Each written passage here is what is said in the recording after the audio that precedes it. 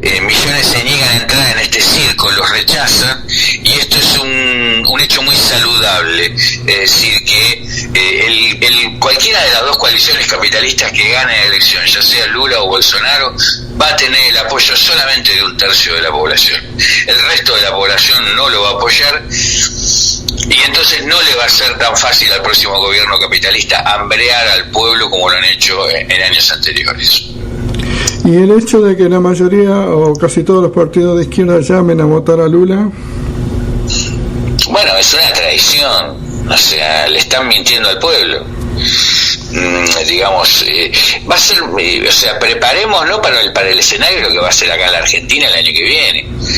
Es decir, ¿qué va a hacer la izquierda acá en Argentina? ¿Le va a mentir al pueblo y le va a decir en segunda vuelta hay que votar a Cristina o al candidato del Frente de Todos? Yo traigo este ejemplo para que quien nos está escuchando un poco se ubique, lo aterrizamos en la realidad argentina para comprender. Es decir, Lula es lo mismo que la coalición que actualmente gobierna acá, que es el Frente de Todos. Son la misma expresión política, ¿no? Se pintan como progresistas, como una coalición que está a favor de los trabajadores y el pueblo, y sin embargo es una banda corrupta que defiende el capitalismo y que está hundiendo en el hambre, la pobreza y la miseria a millones de personas. Por eso el peronismo en Argentina está sufriendo una gravísima crisis, de la cual la expresión fue los 5 actos que hubo esta semana, el 17 de octubre, que muestran un peronismo en disgregación. Bueno, la coalición que encabeza Lula es lo mismo, digamos, es la misma expresión política respaldada por, yo diría, una parte muy importante de la oligarquía brasileña. Lula hizo un acto organizado por el Grupo Esfera, que es un grupo económico muy importante, al cual fue el doble de grandes empresas de las que pudo reunir Bolsonaro.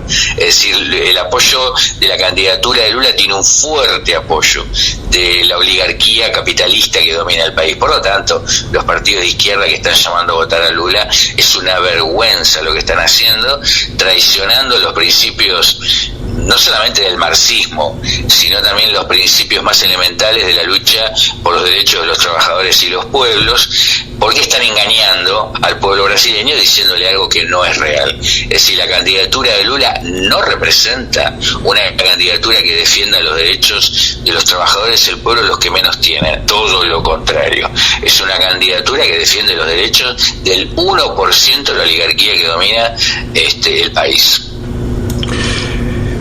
Poniéndonos en lugar de un trabajador que está sufriendo, como acá también, las consecuencias de la inflación o de la pobreza, pero que dice que si gana Bolsonaro en Brasil, bueno, van a ir por más derechos, más rápido todavía, y bueno, entonces nos quedamos con el que tenemos, con el Lula, digamos. ¿Qué le decimos a ese trabajador? Es lo mismo que acabo de decir recién. Es decir, no es por las elecciones que se va a resolver el problema de los trabajadores y el pueblo de Brasil. Creer que por la vía de las elecciones, que es otra de las tradiciones que está cometiendo la izquierda en todo el mundo. Es decir, hacerle creer a los trabajadores que emitiendo su voto por uno de los dos candidatos capitalistas puede haber algún cambio en su situación, cuando no va a ser así. Es decir, justamente la democracia de los capitalistas, esto de obligar a millones a tener que optar entre dos opciones que son exactamente iguales desde el punto de vista de sus propuestas económicos sociales, es una trampa. Y entonces está muy mal que la izquierda, en vez de alertar lo que significa la candidatura de Lula, que es igual que la de Bolsonaro, llame a votar por uno de los dos candidatos. Lo que le espera a Brasil es lo que está ocurriendo ahora en Francia, Antonio. Fíjate lo que estamos viendo hoy. Es decir, en Francia hay prácticamente una insurrección de una huelga general de las refinerías, un levantamiento de todo el pueblo en apoyo a la huelga general de los trabajadores de petroleros, digamos, que están trabajando en las refinerías de petróleo, y una movilización muy importante que está enfrentando los planes del gobierno de Macron. Bueno, esto mismo es lo que le espera y lo que está viviendo todos los países capitalistas del mundo, y va a ser lo mismo con Brasil. Entonces, lo que nos tenemos que preparar para que Brasil, gane quien gane, gane Lula o gane Bolsonaro, los trabajadores del pueblo tengan que en las calles salir a defender sus condiciones de vida, sus derechos, y no solamente los trabajadores, las minorías, las mujeres, los pueblos originarios. Bueno, hay un grave problema de racismo en Brasil que, digamos, se agravó y se consolidó tanto con las administraciones de la coalición de Lula como con las administraciones de la coalición de Bolsonaro.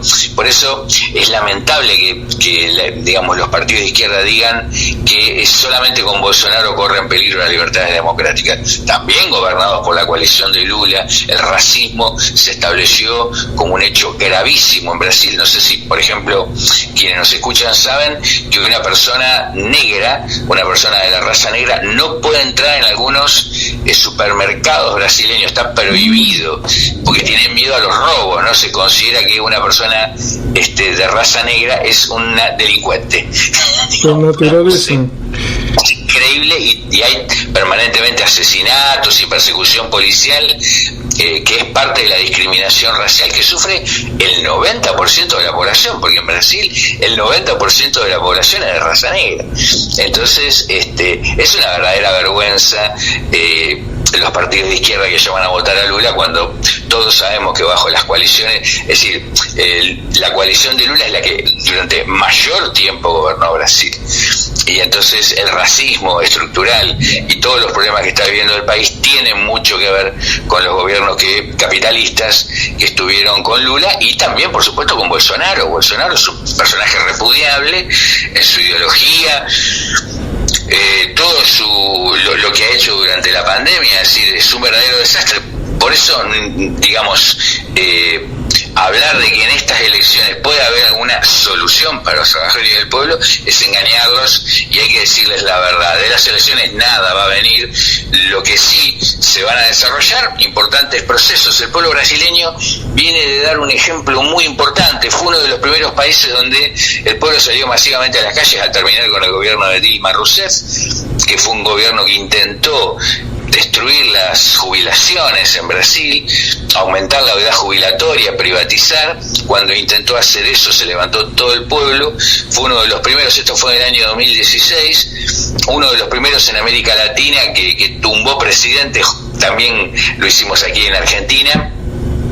Y a partir de ahí fue que comenzó la crisis del Partido de los Trabajadores, que es un partido que se presenta como de izquierda, pero en realidad defiende el capitalismo. Y lamentablemente en la coalición que hoy encabeza Lula, dada la debilidad que tiene el PT, el Partido de los Trabajadores, tuvo que aliarse con Alckmin, que es un dirigente defensor del capitalismo, se presenta como socialdemócrata, pero sus propuestas han sido siempre muy favorables a las grandes empresas y los banqueros y la oligarquía capitalista del 1% que gobierna el país. Por lo tanto, la coalición de Lula no es ninguna alternativa a Bolsonaro.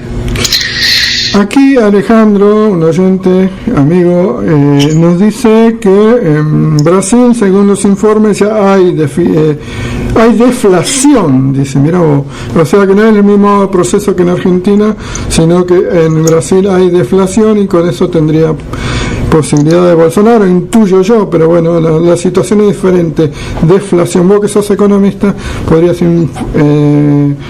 aclarar qué es deflación y por qué en Brasil habría deflación y acá en Argentina y en el resto del mundo hay inflación. Sí, lo que está pasando en Brasil no hay, tiene razón, no es que hay deflación, hay una inflación mucho más baja que la que hay en Argentina, lo cual no es ningún mérito, porque la inflación de Argentina está completamente desbocada, es una de las peores del mundo, pero sí hay un aumento. Es decir, no hay que confundirse con los datos que dan los diarios, que en general están todos controlados por las grandes empresas, y que solamente miran los indicadores económicos desde el punto de vista de los grandes capitalistas, pero no nunca desde el punto de vista de los trabajadores y del pueblo. Para los trabajadores y el pueblo de Brasil hay aumento del costo de vida como en todos los países del mundo, no en los niveles de Argentina, eso es cierto. La inflación en Brasil, o sea, el real no está tan devaluado como el peso. Pero salvando esto, sí hay aumento de precios, sí hay una calidad de vida, sí hay un pobreza. Por eso, a no impresionarse economía capitalista, porque los padecimientos del pueblo brasileño, si bien no hay una inflación desbocada como aquí, son los mismos que están sufriendo los trabajadores del pueblo de Argentina y de América Latina. Por último, Daniel, ¿qué escenario ves vos para después de las elecciones con respecto al pueblo, que como vos decís, la mayoría se va a abstener, o muchos se van a abstener, y intuyo yo que muchos se van a desilusionar? Sí, no estoy diciendo... siempre la abstención baja un poco porque hay una presión muy grande mediática y todo, de que ir a votar, se polariza todo, pero bueno, se va a seguir manteniendo un margen importante, y creo yo que también va a seguir habiendo un importante voto en blanco y nulo. Pero sabemos que el pueblo brasileño ha dado luchas muy importantes, incluso el año pasado, Bolsonaro, rodeado de una brutal crisis económico-social producida por su actitud criminal frente a la pandemia, estuvo al borde de la caída. Empezó a haber movilizaciones muy grandes en todo Brasil contra Bolsonaro, donde la consigna "Fora Bolsonaro" y "Ele não" se hizo masiva y conocida en todo el mundo.